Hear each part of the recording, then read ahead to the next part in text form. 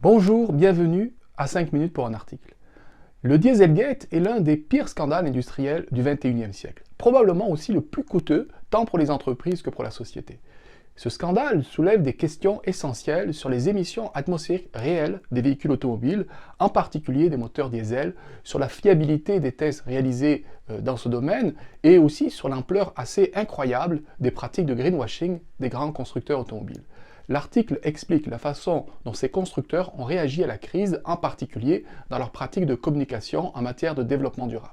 L'article a été réalisé avec Marie-Christine Broberton, Alexander Yuriev et David Talbot, et il a été publié en 2022 dans la revue Organization and the Environment. Lorsque le scandale du Dieselgate éclate en 2015, il concerne essentiellement Volkswagen. Plusieurs tests indépendants montrent que les émissions atmosphériques des véhicules diesel de l'entreprise sont beaucoup plus importantes que celles annoncées lors des tests officiels utilisés pour homologuer ces véhicules. Ces tests étaient en fait truqués à l'aide de logiciels tricheurs qui permettaient de minimiser la pollution qui était en réalité jusqu'à 40 fois supérieure à celle déclarée. Et très vite, d'autres tests révèlent que d'autres constructeurs, comme Fiat, Chrysler, Renault, Peugeot, Mercedes, BMW et d'autres, ont également eu recours à ces logiciels tricheurs pour minimiser artificiellement les émissions polluantes provenant en fait de dizaines de millions de véhicules diesel à travers le monde.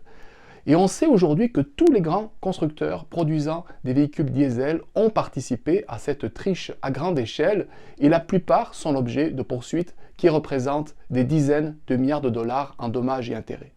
Pour comprendre comment les constructeurs automobiles ont réagi à ce scandale retentissant, plus particulièrement les justifications qu'ils ont mis de l'avant pour expliquer leurs implications ou leurs accusations, on a analysé en détail les rapports de développement durable publiés pendant 5 années consécutives entre 2013 et 2017, donc avant, pendant et après cette crise.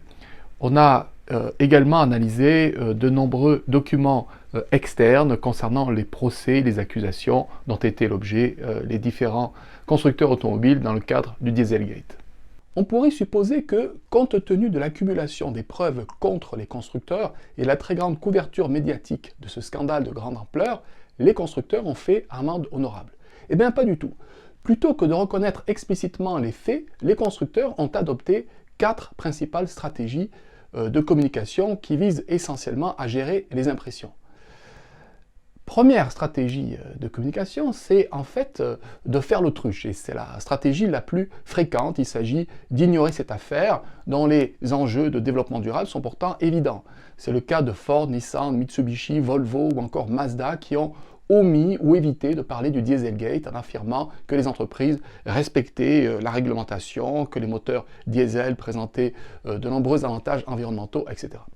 La seconde stratégie, qui a été adoptée notamment par Hyundai et par PSA, peut sembler assez cynique, puisqu'elle consiste non seulement à rejeter toute forme d'implication dans le Dieselgate, mais aussi à affirmer le leadership environnemental de l'entreprise, son exemplarité, les nombreux prix environnementaux reçus au fil des ans, etc. La troisième stratégie, qui a été notamment adoptée par Porsche, repose sur la reconnaissance explicite de l'existence du scandale tout en minimisant son impact sur l'entreprise. En gros, l'entreprise clame son innocence et considère que les poursuites dont elle est l'objet ont un impact très limité sur ses opérations et sur sa réputation. La dernière stratégie de communication concerne essentiellement Volkswagen et Audi qui ont reconnu plutôt tardivement le scandale et qui ont affirmé que l'entreprise avait tiré les leçons en changeant ses pratiques, en investissant dans les véhicules électriques, etc. L'article montre également comment les constructeurs ont modifié au fil du temps leur stratégie de communication en fonction de l'évolution des pressions externes et notamment des enquêtes, des accusations dont elles étaient l'objet. Et on voit clairement qu'au départ, tous les constructeurs ont en fait fait l'autruche en ignorant les pressions pour ensuite adopter une position beaucoup plus nuancée par rapport à ce scandale retentissant du Dieselgate. En conclusion, l'étude montre un décalage évident entre l'intensité des pressions institutionnelles liées au scandale du Dieselgate et de l'autre, le discours optimiste, souvent trompeur de la plupart des constructeurs.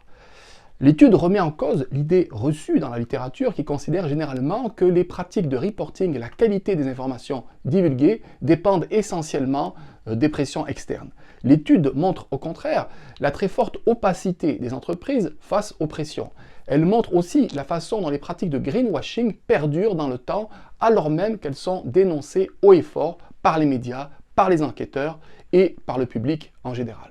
Si vous voulez accéder à l'article, vous pouvez le faire à partir du lien qui se trouve au début de la description du vidéo. Vous pouvez également accéder à d'autres présentations et si vous avez des commentaires, eh bien n'hésitez pas à me les faire parvenir.